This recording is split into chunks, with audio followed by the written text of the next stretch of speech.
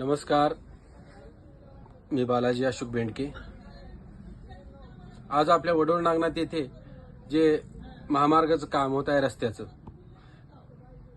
ज्यावेळेस हे रस्ता करत असताना ह्या गावाची पातळी तपासली पाहिजे की गावामध्ये येणारा पाण्याचा प्रवाह कुण्या दिशेने आहे, पाणी कुण्या दिशेने वाहणार आहे आणि पाण्याचं आउटपुट कुण्या साईडला आहे आणि पाणी किती क्षेत्राचं येते, यामध्ये हे सगळं मोजमाप केलं पाहिजे।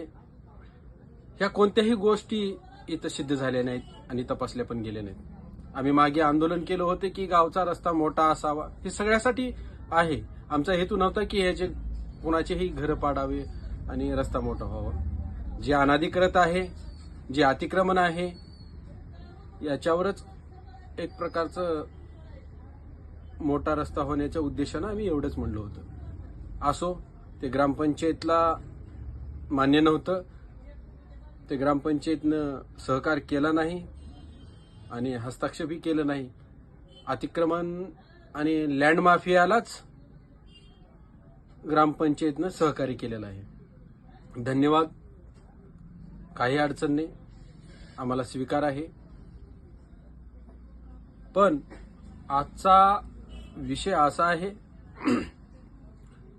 जे नाल्या होत आहेत साईडने, ठीक आहे, चेहरे पाहून होत असेल, संबंधाने होत असेल, कुणाच्या दारापुढे कमी जास्त, हे जनता बोलत आहे, मी नाही,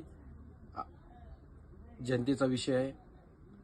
पण जनतेला कुठेतरी न्याय भेटला पाहिजे। आज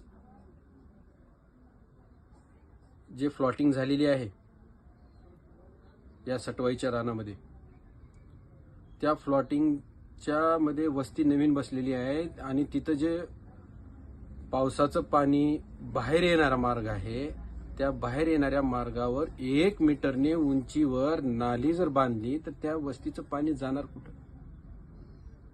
त्याला मार्गच नाही। ज्या वेळेस हे काम करत असताना हे जुना रस्ता पूर्ण खोदकाम करून ह्या सरफेसचा खालच्या पातळीला 1 मीटरने डाऊन करून खाली करून त्याच्या नालीचा पृष्ठभाग, जेणेकरून त्या वस्तीच्या पृष्ठभागाच्या बरोबरीने 1 फूट वरी पाहिजे। पण असं नाही, त्या वस्तीच्या पृष्ठभागाच्या 1 मीटरने ह्या रस्त्याची नाली वरी जात आहे। मग पावसाचं पाणी जाणार कुठं? का विचार केला नाही ग्रामपंचायतनं? आज परेशान आहे त्या वस्तीची जनता। का विचार करून तुम्ही विकास कामावर लक्ष देत आहेत?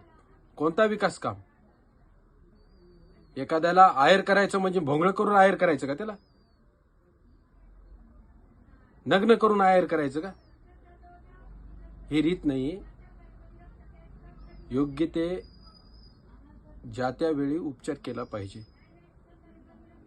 माणूस जिवंत आहे तोपर्यंतच त्या आजारावर उपचार केला पाहिजे। माणूस मेल्यानंतर उपचाराचं काही अर्थ नाही, त्याचं निदान नाही, निधन होतं आणि तुमच्या स्वतःच्या अस्तित्वाचं निधन होत आहे या तुमच्या वर्तणुकीवरून। जय हिंद।